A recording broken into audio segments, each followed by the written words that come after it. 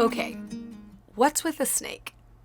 Now, we've been reading the story of Jesus and Nicodemus talking at night for a few days now, and today I want to talk about this strange reference Jesus makes near the end of their dialogue where he says, "Just as Moses lifted up the bronze serpent on the pole, so the Son of Man must be lifted up so that those who believe in him will have life."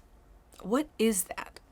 Now, I want to back up and say one thing that speaks to me in this section and is helpful to understand what's going on is to know that Jesus is speaking Nicodemus's language. If he were talking to you or to me directly, he probably wouldn't be using so many allusions to Old Testament scripture.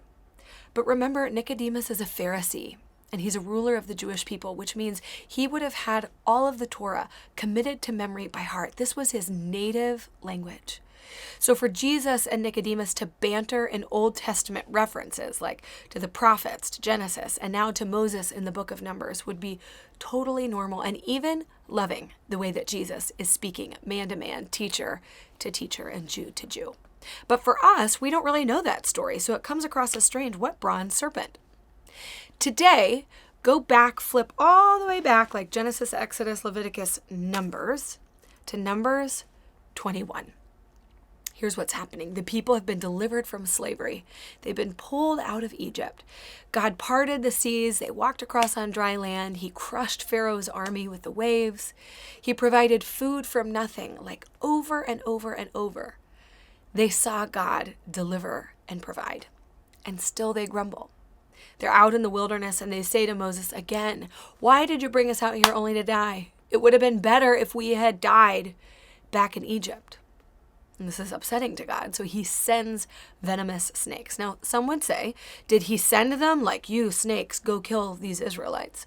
Or had he been protecting them from the venomous snakes in the wilderness and he just withdrew his protection? I don't know if that matters to you. Either way, the snakes came and started biting the tribes of Israel, and many were dying from the snake bites. It was so much of a problem that they realized, this might be related to our grumbling, to our sin and turning against God. So they go to Moses and say, "Moses, we were wrong to have grumbled. Will you pray to God? Will you go to God on our behalf and ask God to take the snakes away?" So Moses says to God, "Please, will you take the snakes away? The people are sorry. They're turning from this. They're repenting." Here's what God does. The Lord said to Moses, "Make a snake and put it up on a pole. Anyone who is bitten can look at it and live." So Moses made a bronze snake and put it up on a pole. Then when anyone was bitten by a snake and looked at the bronze snake, he lived. There's a few interesting things here to me. One, that's not what the people asked for. The people asked for the snakes to go away, for the threat of what was killing them to be taken away. And that's not how the Lord responds. He doesn't deal with the snakes. He actually makes a way for them to be healed just by looking at a snake up on a pole. Obviously, it wasn't about the snake itself. It was about God providing and God rescuing when all they did was look at the snake. Number two, looking at a snake is pretty easy compared to having to go out and mix potions and bandage wounds and tend to infection. The solution God offered was actually very straightforward and simple. It just required their trust. It required their dependence and their turning to look at the God who had provided for them. So hold that in your mind and now go back to John 3 where Jesus says to Nicodemus, "Just as Moses lifted up the bronze snake on the pole and the people were saved, so the Son of Man must be lifted up."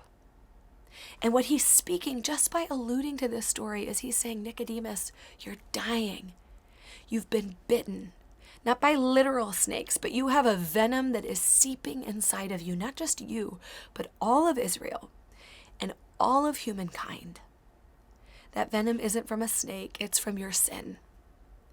Your selfishness is killing you. Your pride is killing you. Your obsession with how you look and what you make and what you drive and where you live, all of those things are eating away at your soul on the inside, and they are leading to a dead end. So what's the solution? If that's the thing that is attacking us and it's leading toward death, how do we live? And Jesus says we look at the Son of Man lifted up. Where was the Son of Man lifted up?